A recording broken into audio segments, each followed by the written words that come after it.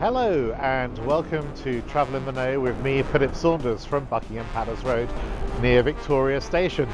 Well, which Victoria Station? Yes, you've guessed it, just behind me here is Victoria Coach Station, which must mean that I've decided to take a long day trip. In fact, we're travelling with Flixbus and then P&O Ferries, at least I think it's P&O Ferries, over the Channel and on to Bruges in Belgium. This is to enable a 4-day trip walking up the entire Belgian coast from France to the Netherlands, and actually it seems quite a convenient way to get there. So let's get over to the coach station and see what this is all about and whether it's going to be a pleasant day trip or a journey from hell.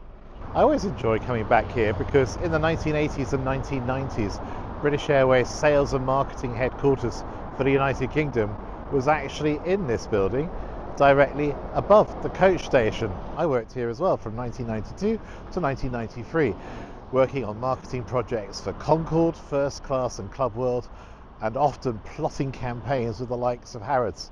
It was always very odd to hear your meetings on such lofty products being interrupted by calls for bus drivers to attend a coach at stand number 6. Still happy memories, and it looks like it's got a new purpose, about to open as a police station perhaps.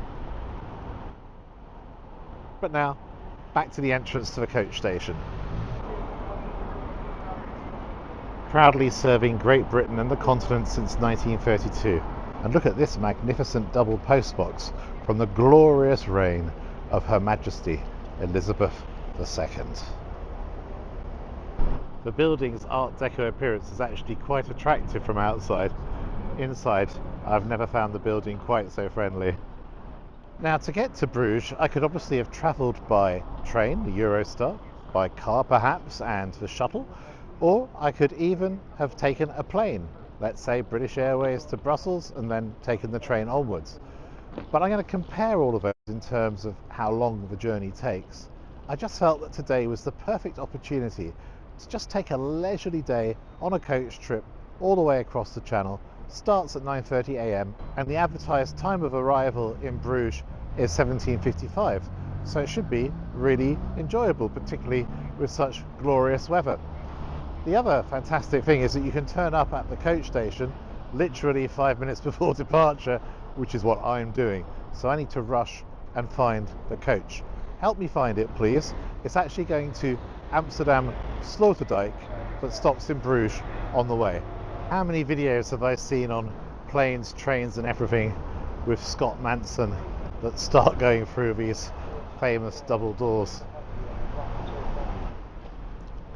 But unlike him, I've not had a caffeine shot to get up to cruising altitude yet. That may have to wait. And there it is. Amsterdam 814 Flixbus at 9:30 at gate 20. So I've actually still got 12 minutes not wearing a watch. That's plenty of time, shouldn't be too difficult to find. Oh look, I could go to Berlin as well at 10:30 from gate 19. Lots of buses, these are all domestic departures. Have to go a bit further for the international ones. I just had a lovely chat with a couple of police constables who were rather surprised by my plans. They were absolutely charming. Thank them for looking after us. And here we are. This is actually still got domestic departures like Bristol, but we're nearing gate 20, which is the most distant gate, in order to board to Amsterdam Sloterdijk. I am cutting it a bit short now, but it's going to be okay. And I've just made it in time for the bus, thankfully, literally almost to the second. Yeah.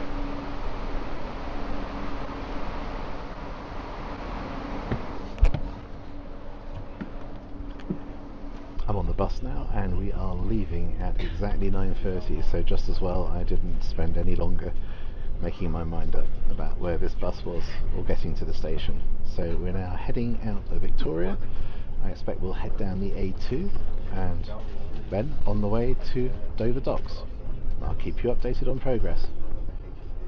And there's a sister bus.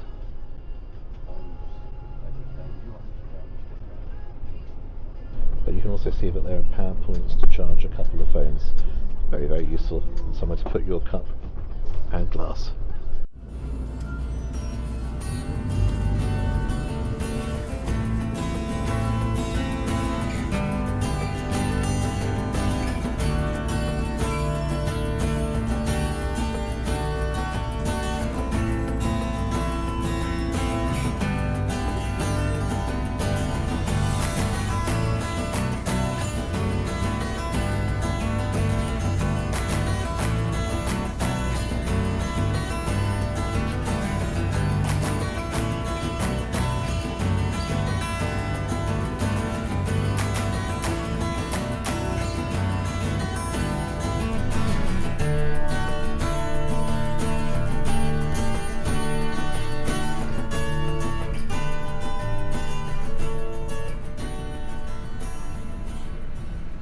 Everything's been very organised. We've been at Dover now for I reckon about 45 minutes, so there's a good amount of protection built into the schedule.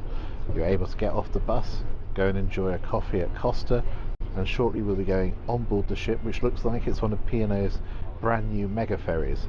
So we'll take a look at that when we're on board. I always like to give praise where it's due as well, and this team on Flixbus have really looked after my Argentinian neighbour well. Her seat is in some way defective, so they found another seat and swapped it. That is service.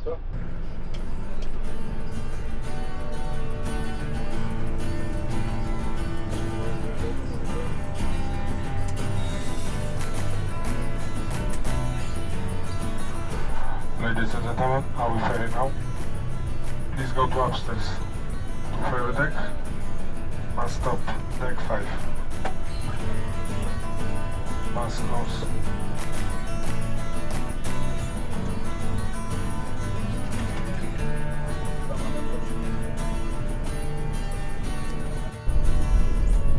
And we've now boarded on board P&O Liberté, one of the two largest ships crossing the channel. And at this moment, DFDS is also taking its berth. Is that what you say? I doubt it. Let me know in the comments below.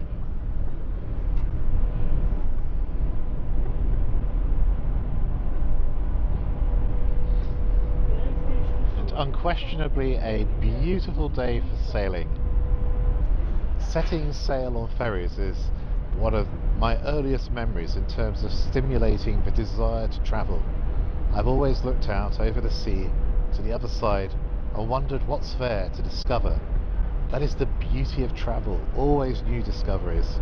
And in a way, even more than air travel, travelling by ship gives me that sense of gradual movement, new vistas, and the opportunity to discover either for the first time or anew. And here we are leaving Dover, pretty much on time. And of course the wonderful scene of the famous white cliffs of Dover will have you all singing next. I'm really enjoying the sailing already, and these mega ships of P&O Liberté and its sister ship the P&O Pioneer have a huge advantage over the competition, which is that because of this massive structure that you can see above me with the bridge with visibility on both sides of the ship can actually go in a straight line from one port to the other. It doesn't have to do what all the other ships do, which is turn round, and that saves time. These new ships are very impressive. They're extremely well equipped, they're enormous, loads of catering options, quiet lounges. I'm not going to do a full review on this vlog because it's very much about getting from London to Bruges, but I will do a full review of P&O in the near future, and why not the other ferry operators as well. In fact, you can see another couple of ships out over there, one from P&O, I think it is the sister ship, the P&O Pioneer, and then you can see further on one of their competitors, Irish Ferries. What you can see clearly here is how cars can drive off at either end of the ship, which is the other aspect you need to enable this faster journey time. This is an area I want to point out. It's the quiet area. I fear I'm breaking the rules, but only for a few seconds for the vlog. You see it says shh over there, but it's really stylish, and I'm sure it gets very crowded in the summer peak. Every single seat is also equipped with 2 charging points for mobile devices, so really handy and very smart. What a nice feature. This is one of the smoothest crossings I can remember, and obviously it is very short, so there's not a lot of time to do things, but I think that this is one of the best equipped ships I've ever seen on this channel route, and certainly P&O is to be praised for the progress that they are making. £32.99 booking this yesterday evening, really exceptional value. But of course the one downside is that this is probably the longest way to get from London to Bruges. Official departure time 9:30, you have to be at the coach at the very latest 5 minutes in advance. So let's say 09:25, arriving European time at 17:55. That's 7 hours and 30 minutes. So whatever the price is, let's take a quick look at the alternatives. The next lowest option is actually by air. So for this exercise, I've assumed that we're starting in central London, travelling to the airport, and I've given us 2 hours and 20 minutes, so leaving at 9:40 and actually taking off at 12 o'clock on the British Airways 394. That arrives 14:15 in Brussels, don't forget the 1 hour time difference, and then we have enough time to collect any bags and get through passport control in order to take a train at 14:57 and arrive in Bruges at 16:26. That's 5 hours 46 minutes, so we're saving what, about 1 hour 45 minutes, but to me that's a far more stressful experience. What do you think? How about self-drive? That must be quick. Well, I would leave it around about 9 a.m. from central London, and then I think that give myself 2 hours 50 minutes to get to the shuttle terminal near Folkestone. Then we would leave on the shuttle and go through the Channel Tunnel, leaving at 12:36 and arriving at 14:11. And it's got to be about 1.5 hours to be safe on the roads to get to Bruges, meaning you'd arrive at 15:41, and that works out at 5 hours 41 minutes. So pretty quick. And the fastest way, well, that's Eurostar.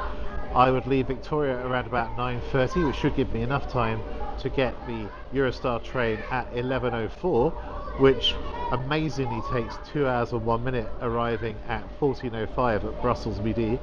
Just one note, if you look at the website on Eurostar, it says that you must be at the railway station 75 minutes before departure.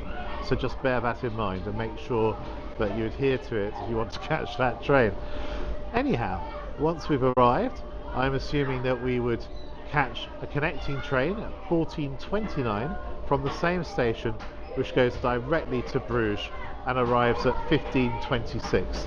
That's 4 hours and 56 minutes, which makes it our winner. But the question is, what do you prefer?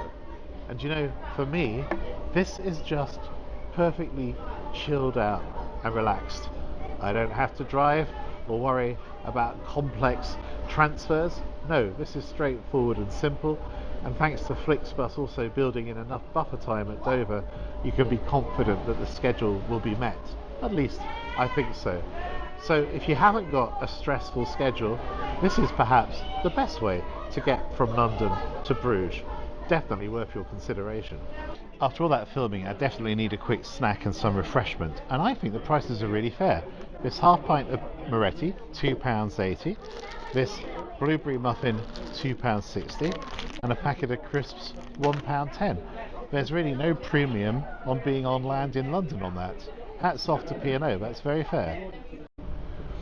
A lot of people just roar through the north of France on their way to some more southerly destination in France, or perhaps Spain or Italy. But by cutting out the north of France, you're missing out on a lot as well. And that may be the subject of some other vlogs, to discover some of the truly beautiful sights up here, as well as some of the excellent French food and cheeses and beers. And it may surprise many of you, but Calais is actually the town where General de Gaulle got married. So there's some pretty significant historic value. And of course, once upon a time, it even belonged to Britain as well.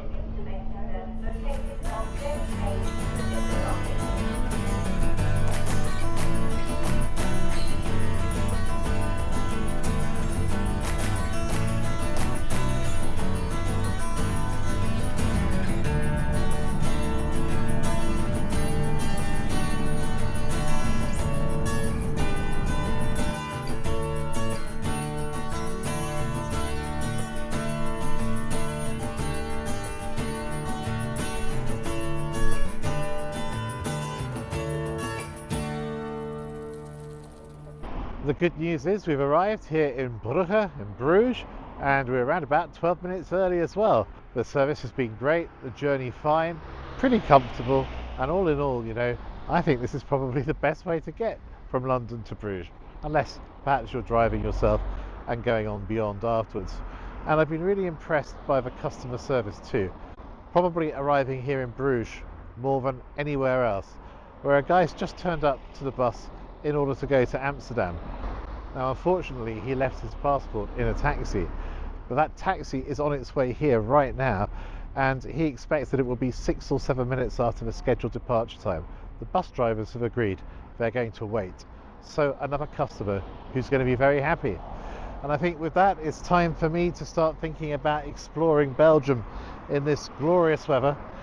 If you've enjoyed this vlog, why not like it and then subscribe and ding the bell for notifications. And I'll see you again very soon on Travel in the Know.